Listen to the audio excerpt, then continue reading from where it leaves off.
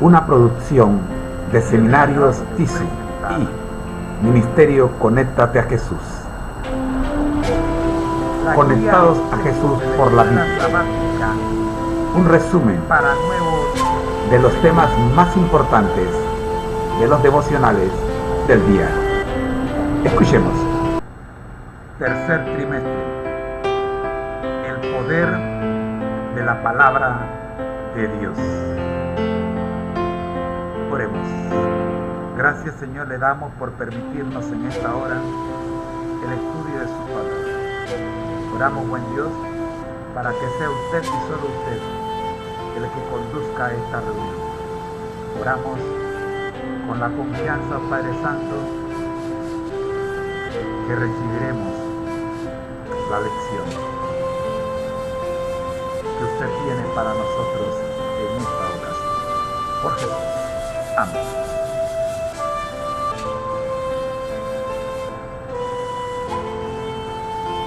Nos encontramos en la quinta semana del tercer trimestre.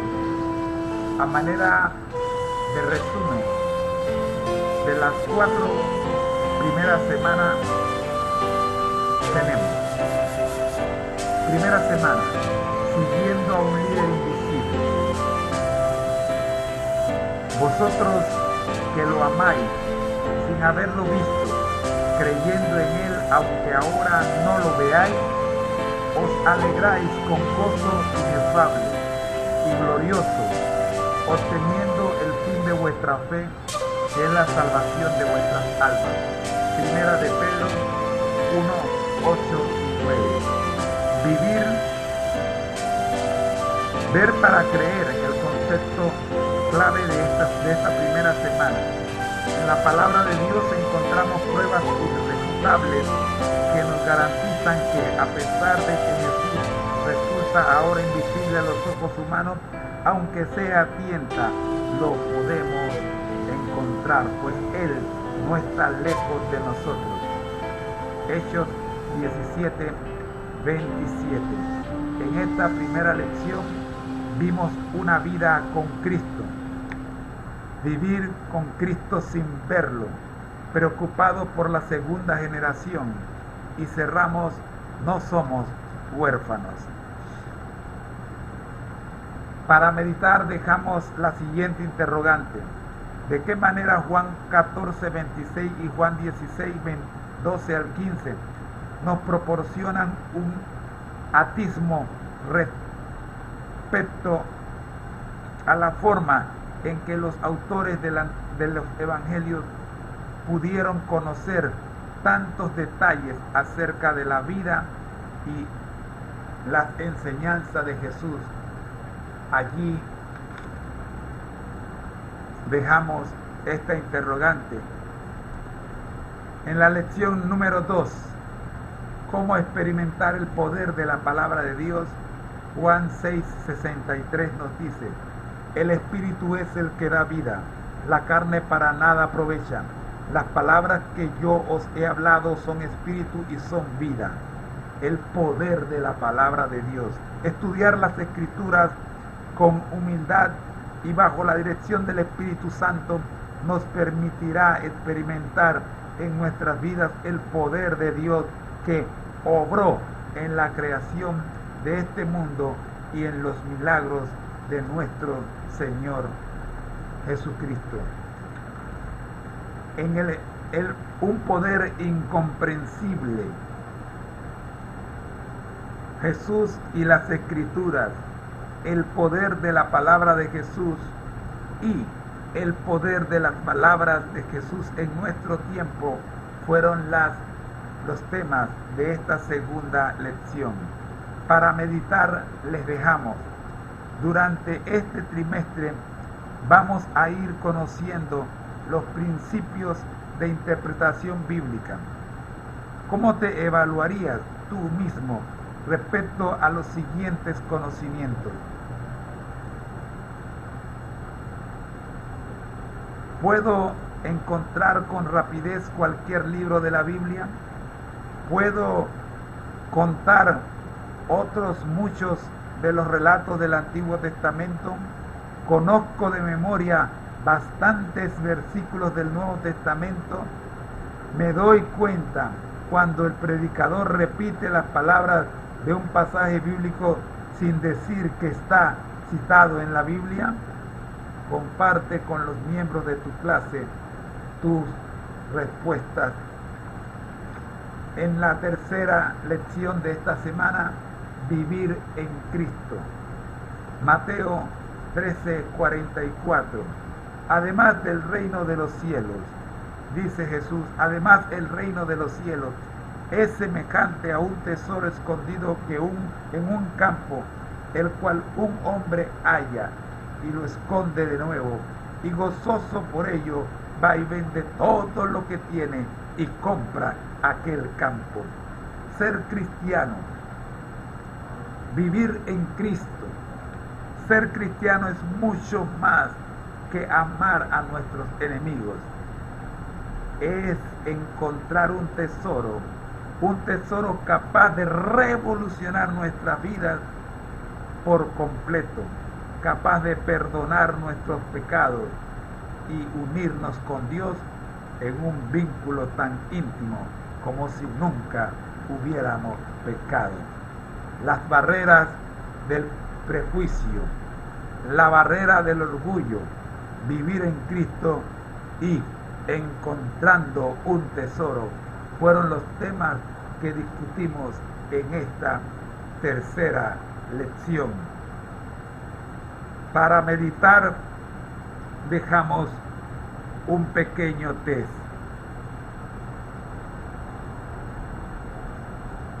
Que tiene que ver con los frutos del Espíritu Santo: amor, gozo, paz, paciencia, benignidad, bondad, fe, templanza y mansedumbre. Así llegamos a la lección número 4, el sufrimiento inevitable.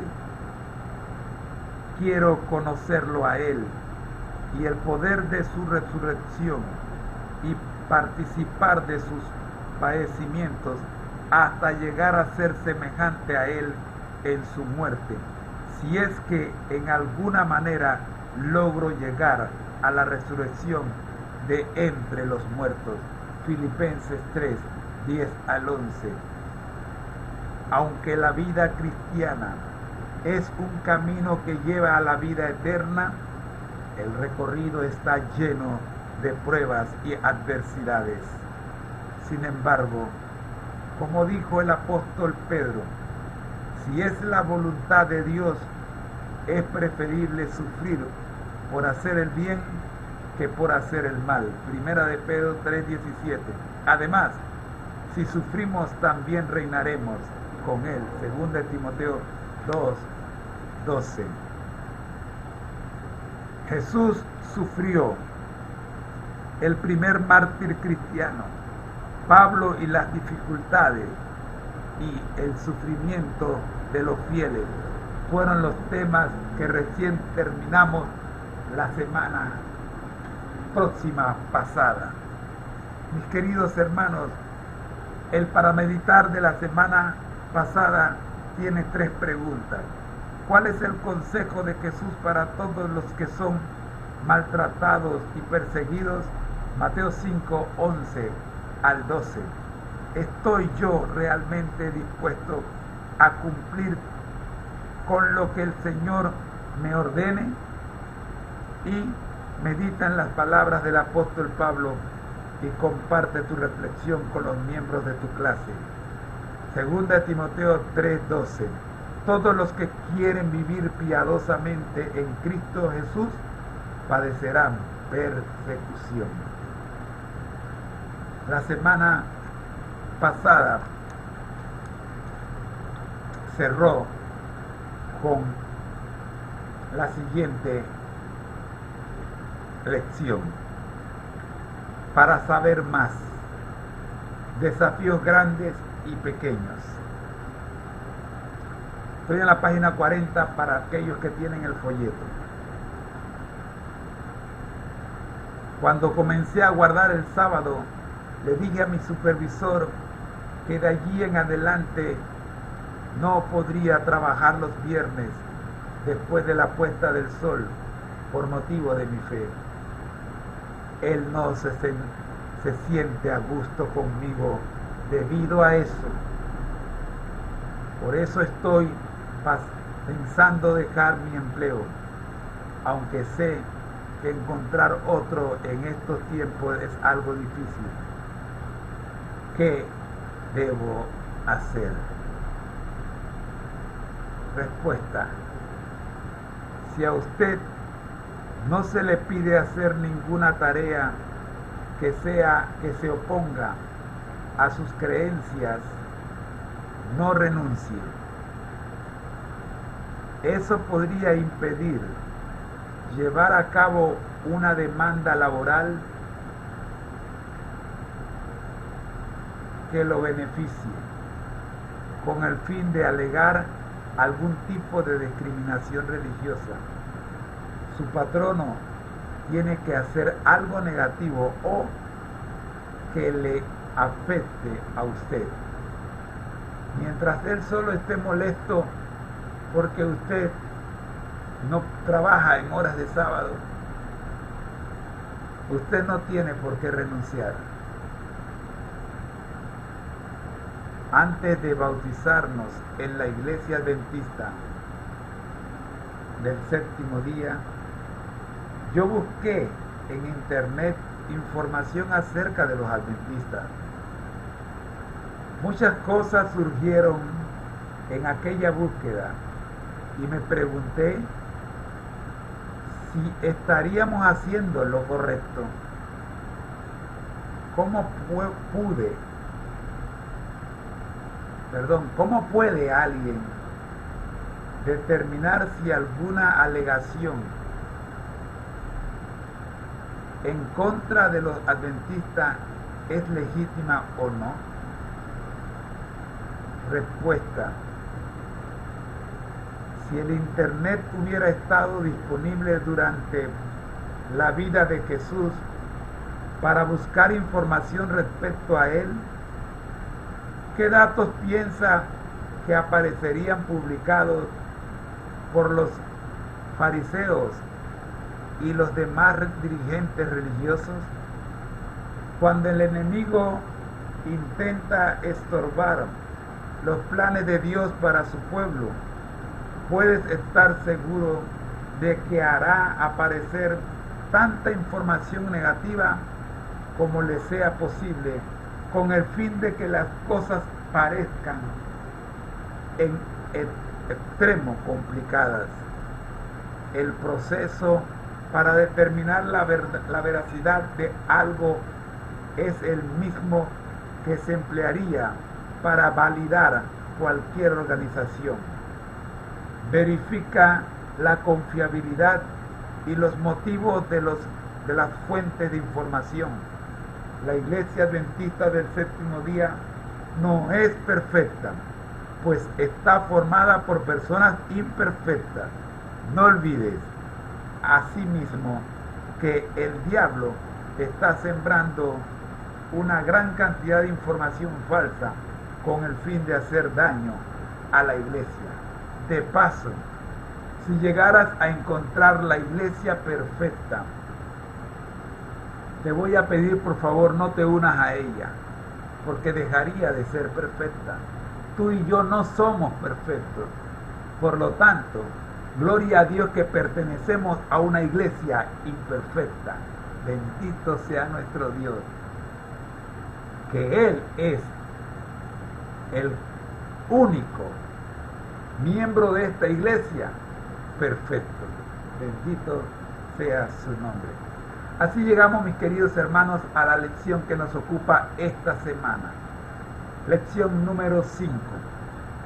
El sábado. 3 preguntas a resolver. Primera, ¿cuál es el origen del sábado como día de reposo?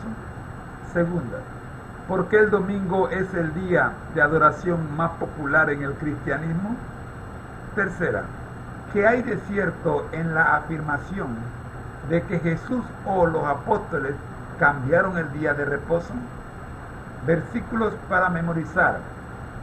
Éxodo 20, 8 al 11.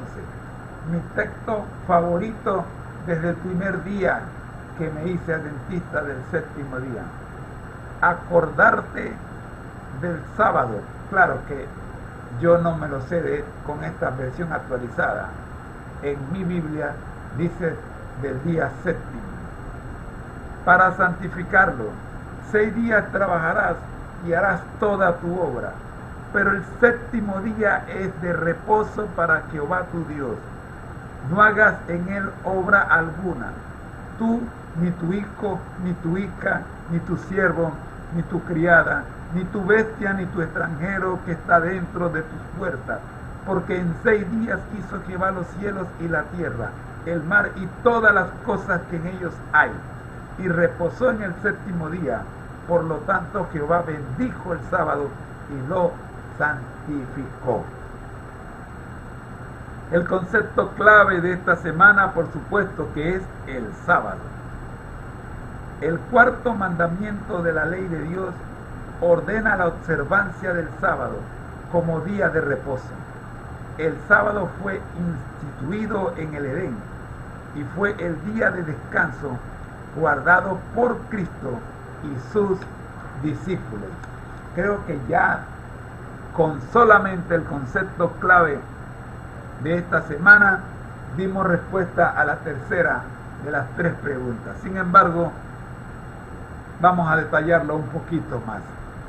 Son pocos los cristianos que guardan el sábado como día de reposo. Aunque el cuarto mandamiento declara: el séptimo día es de reposo para Jehová tu Dios.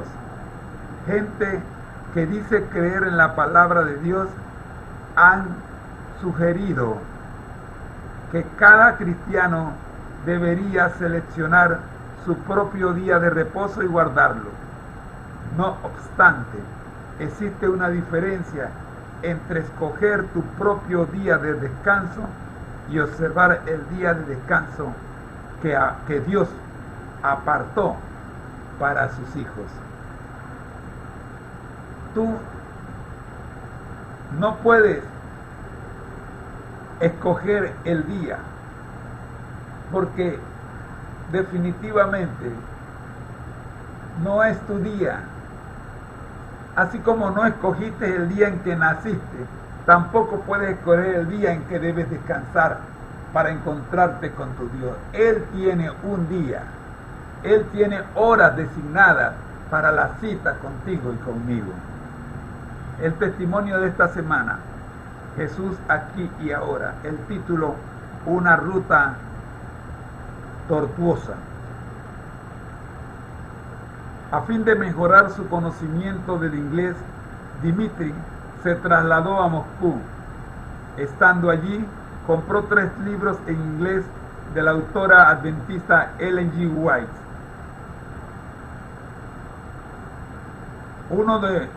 Unos 2 meses después de llegar a Moscú, a Dimitri y su esposa, la embajada de los Estados Unidos le concedió una visa para viajar a ese país para estudiar en un seminario metodista en Estados Unidos.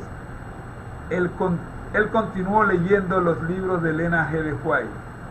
Al año de su llegada a Washington, la capital de los Estados Unidos, los Dimitri comenzaron a asistir a una de las principales iglesias adventistas de aquella ciudad, pues se habían convencido de la vigencia del cuarto mandamiento del Decálogo, que ordena la observancia del sábado, aunque todavía continuaban asistiendo a una iglesia metodista los domingos. 4 meses después de graduarse y luego de muchas oraciones, Dimitri recibió una invitación para trabajar como pastor en una pequeña iglesia metodista en Minnesota. A los 2 meses de estar en aquella iglesia, inició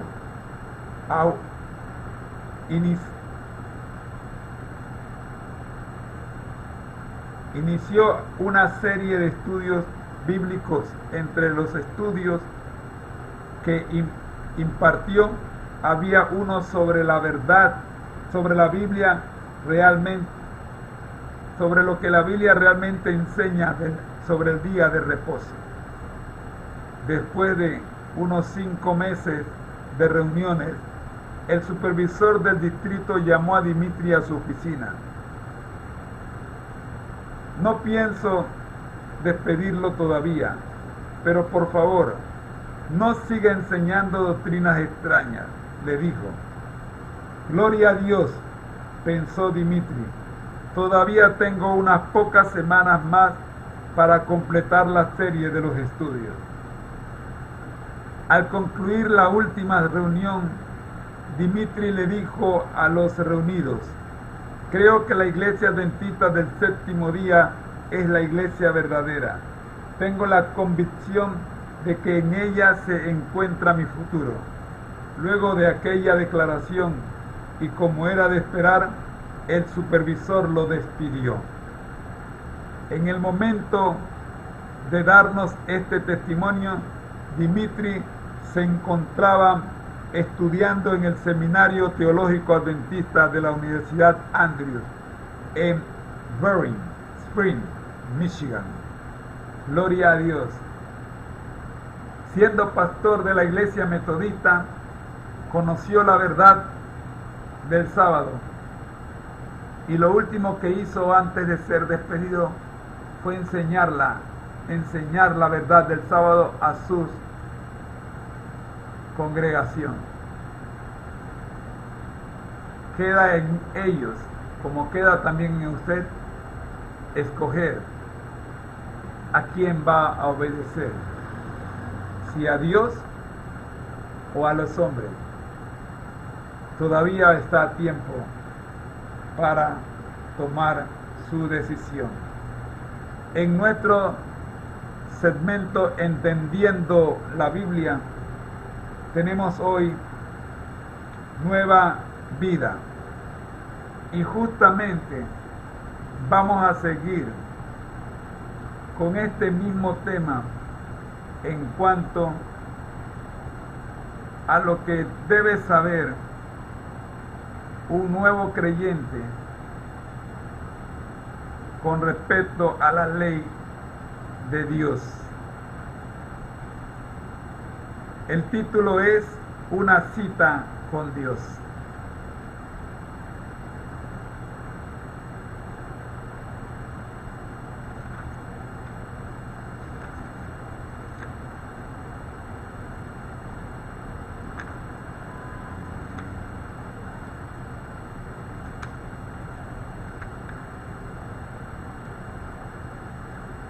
Es curioso que nosotros nos preparamos cuando nos vamos a encontrar con alguna persona importante. Sin embargo,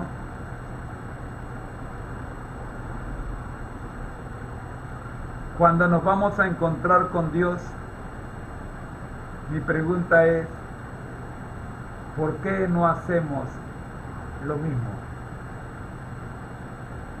Versículo de memoria. Y les di también mis días de reposo para que fuesen por señal entre mí y ellos, para que supiesen que yo soy Jehová de los que los santifico. Ezequiel 20:12. Encuentros. Nada es comparable con el encuentro con la persona amada. Y si esa persona es Dios, el gozo del alma no tiene límite. Dios, que lo sabe todo, a fin de proveer al hombre de un gozo creciente e infinito, apartó desde la creación un día de la semana para encontrarse con Él. Tal día es el sábado, el séptimo de la semana. Esta fue una decisión arbitraria de Dios, es decir, Él no consultó a ninguna de sus criaturas para decidirlo. Fue un acto de su soberana voluntad y por ello incuestionable. Desde esa primera semana de la vida del hombre, el sábado se constituyó en una muestra del acercamiento divino y un recordativo del hombre de su origen glorioso, las manos de Dios.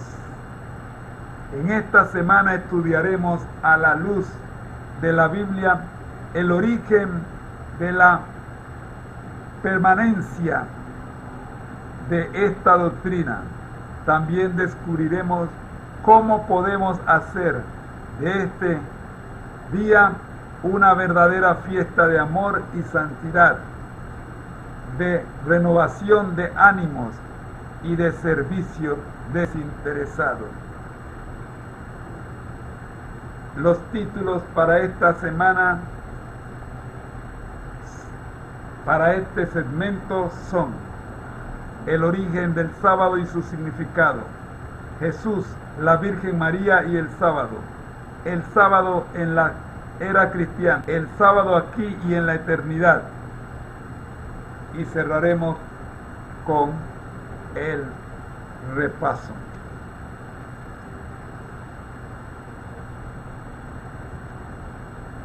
El origen del sábado y su significado. ¿Dónde y cuándo surgió la observancia del sábado? Génesis 2, 1 al 3.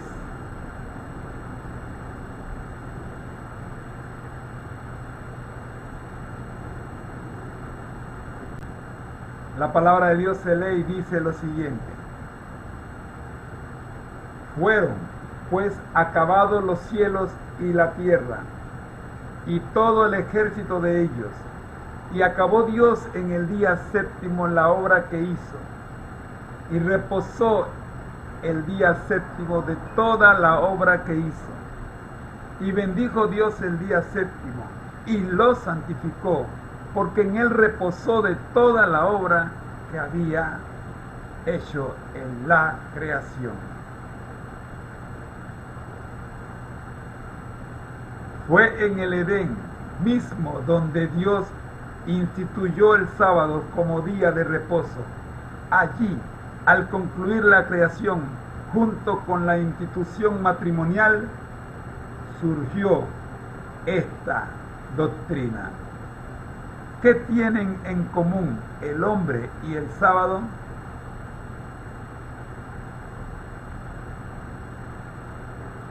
La misma cita, Génesis 2, 1 al 3.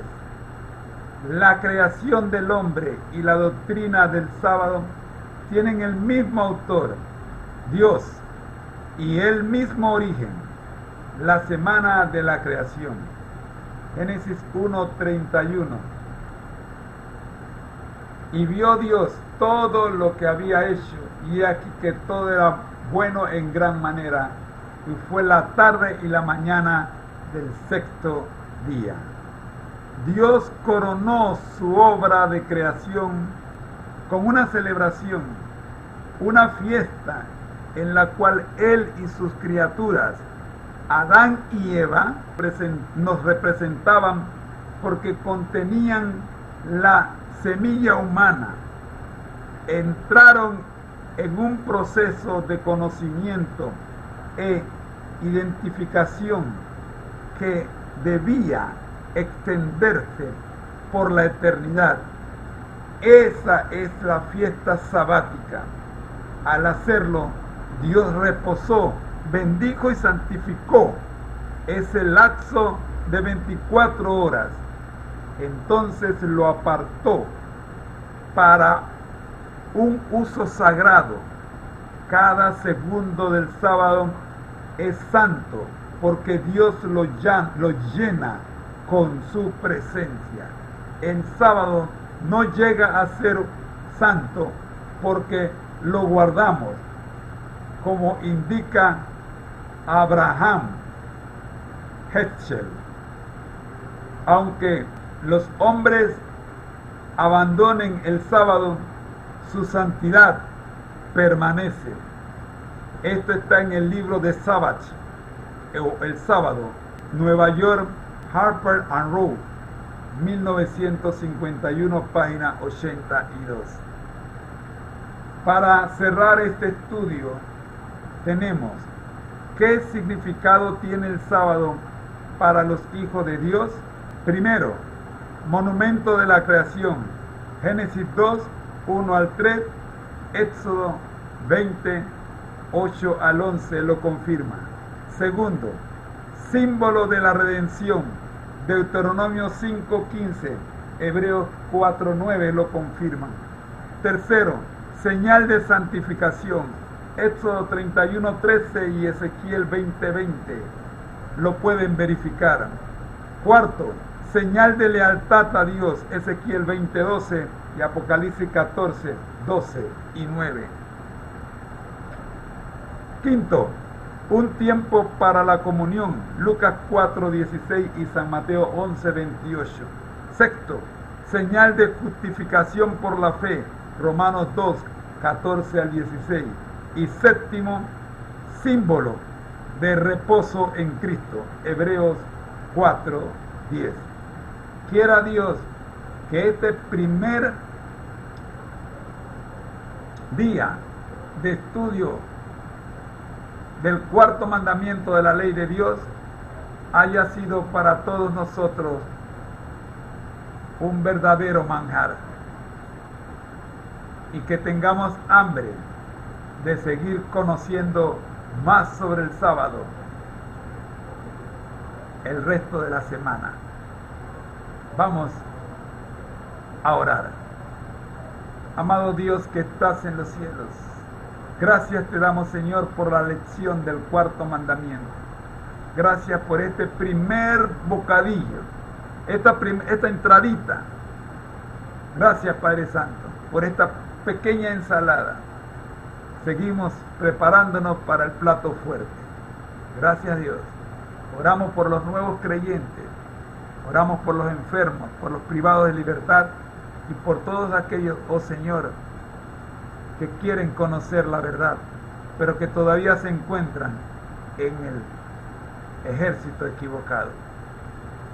Oramos por la parte que continúa, el estudio de su palabra, un capítulo por día, a cargo de los hermanos de la Universidad Adventista de Centroamérica. Oramos en el nombre de Jesús. Amén. A continuación tendremos el estudio para el día de hoy de creer en los profetas, un estudio diario de la Biblia, un capítulo por día. Escuchemos.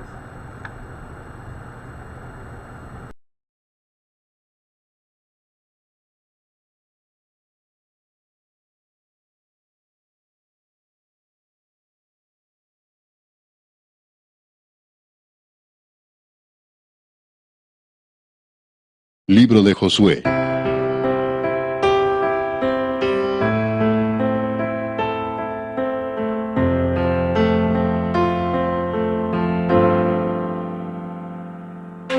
Capítulo 5.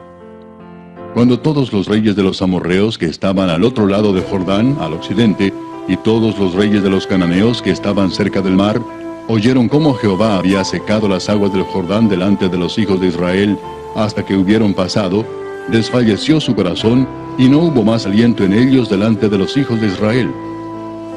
En aquel tiempo Jehová dijo a Josué: hazte cuchillos afilados, y vuelve a circuncidar la segunda vez a los hijos de Israel.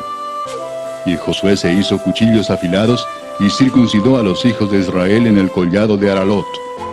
Esta es la causa por la cual Josué los circuncidó. Todo el pueblo que había salido de Egipto, los varones, todos los hombres de guerra, habían muerto en el desierto por el camino después que salieron de Egipto, pues todos los del pueblo que habían salido estaban circuncidados. Mas todo el pueblo que había nacido en el desierto por el camino, después que hubieron salido de Egipto, no estaba circuncidado. Porque los hijos de Israel anduvieron por el desierto 40 años, hasta que todos los hombres de guerra que habían salido de Egipto fueron consumidos, por cuanto no obedecieron a la voz de Jehová. Por lo cual Jehová les juró que no les dejaría ver la tierra de la cual Jehová había jurado a sus padres que nos la daría, tierra que fluye leche y miel. A los hijos de ellos, que él había hecho suceder en su lugar, Josué los circuncidó, pues eran incircuncisos, porque no habían sido circuncidados por el camino. Y cuando acabaron de circuncidar a toda la gente, se quedaron en el mismo lugar en el campamento, hasta que sanaron. Y Jehová dijo a Josué: Hoy he quitado de vosotros el oprobio de Egipto, por lo cual el nombre de aquel lugar fue llamado Gilgal hasta hoy. Y los hijos de Israel acamparon en Gilgal, y celebraron la Pascua a los 14 días del mes, por la tarde, en los llanos de Jericó. Al otro día de la Pascua comieron del fruto de la tierra, los panes sin levadura, y en el mismo día espigas nuevas tostadas. Y el maná cesó el día siguiente, desde que comenzaron a comer del fruto de la tierra. Y los hijos de Israel nunca más tuvieron maná, sino que comieron de los frutos de la tierra de Canaán aquel año. Estando Josué cerca de Jericó, alzó sus ojos y vio un varón que estaba delante de él, el cual tenía una espada desenvainada en su mano. Y Josué, yendo hacia él, le dijo: ¿Eres de los nuestros o de nuestros enemigos? Él respondió: No, mas como príncipe del ejército de Jehová he venido ahora. Entonces Josué, postrándose sobre su rostro en tierra, le adoró, y le dijo: ¿Qué dice mi señor a su siervo? Y el príncipe del ejército de Jehová respondió a Josué: Quita el calzado de tus pies, porque el lugar donde estás es santo. Y Josué así lo hizo.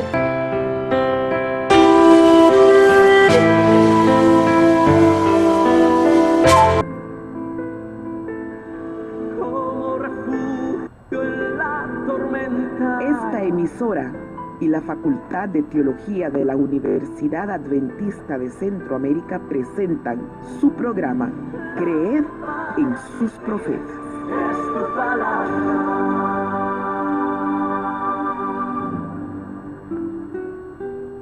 Josué capítulo 5 es una invitación a entonar el cántico de Moisés y del Cordero. Versículo 4. Él es la roca, sus obras son perfectas, y todos sus caminos son justos. Dios es fiel, no practica la injusticia, Él es recto y justo. Los reyes amorreos y cananeos pensaron que la crecida del río Jordán los detendría a los israelitas por unos meses. Sin embargo, cuando Dios abrió el río Jordán para que ellos pasaran por tierra seca, se llenaron de pavor y temieron al Dios de Israel.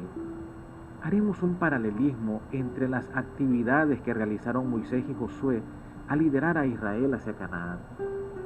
1. Moisés y Josué circuncidaron a todos los varones que habían nacido en el desierto y que no habían recibido este rito.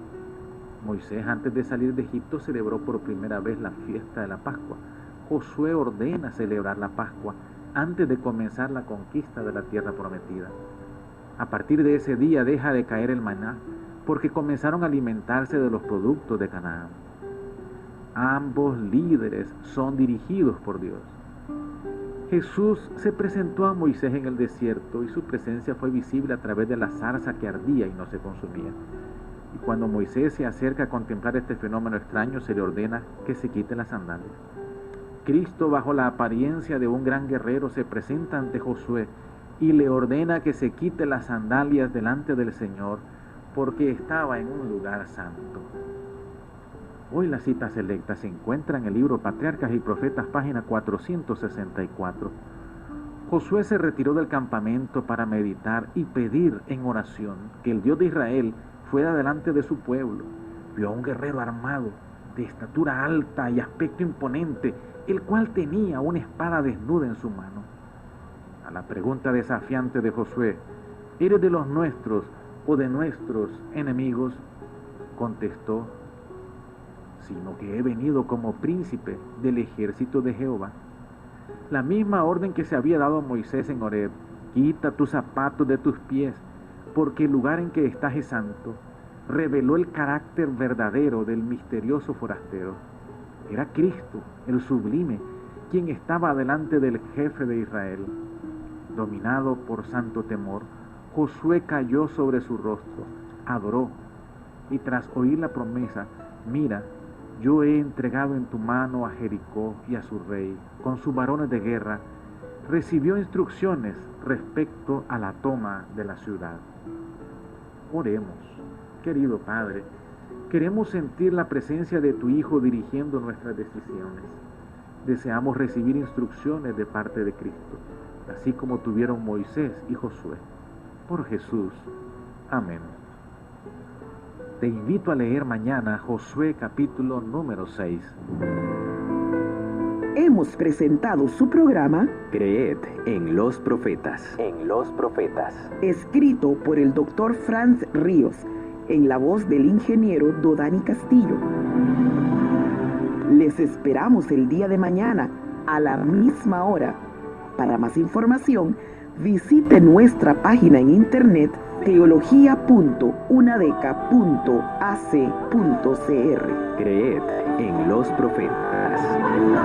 Para mis pies es tu palabra.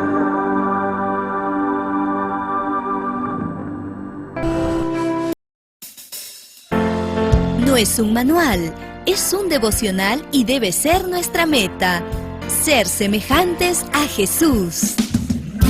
Aquí comenzamos. Bienvenido.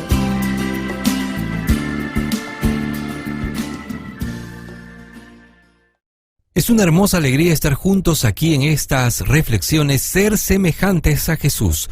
Hoy es 24 de julio. No acusar a otros, sino interceder por ellos. Hebreos 2:17. Por lo cual debía ser en todo semejante a sus hermanos, para venir a ser misericordioso y fiel sumo sacerdote en lo que a Dios se refiere, para expiar los pecados del pueblo. Los seres humanos, sujetos a la tentación, recuerden que en las cortes celestiales tienen un sumo sacerdote que se conmueve con el sentimiento de sus debilidades, porque él mismo fue tentado así como lo son ellos, y que los que están en posiciones de responsabilidad recuerden especialmente que están sujetos a la tentación y que dependen solamente de los méritos del Salvador. Por muy sagrada que sea la tarea a la cual pueden ser llamados, todavía son pecadores que pueden ser salvados solo a través de la gracia de Cristo. Un día deberán estar ante el trono de Dios, salvados por la sangre del Cordero o condenados al castigo de los impíos. Cuán apenado está Cristo por la falta de amor y ternura manifestada por su pueblo en sus tratos los unos con los otros. Él observa las palabras, los tonos de voz. Escucha el juicio cruel y severo que se pronuncia sobre los que Él, a un precio infinito, está presentando ante el Padre. Escucha cada suspiro de dolor y tristeza causado por la dureza humana y su espíritu se apena. Fuera de Cristo no podemos hacer ninguna cosa buena. Entonces, cuán inconsciente es que los seres humanos se exalten a sí mismos. Cuán extraño que algunos puedan olvidar que deben arrepentirse, al igual que sus semejantes, y que aquellos a quienes condenan con severidad pueden estar justificados ante Dios, recibiendo la simpatía de Cristo y de los ángeles.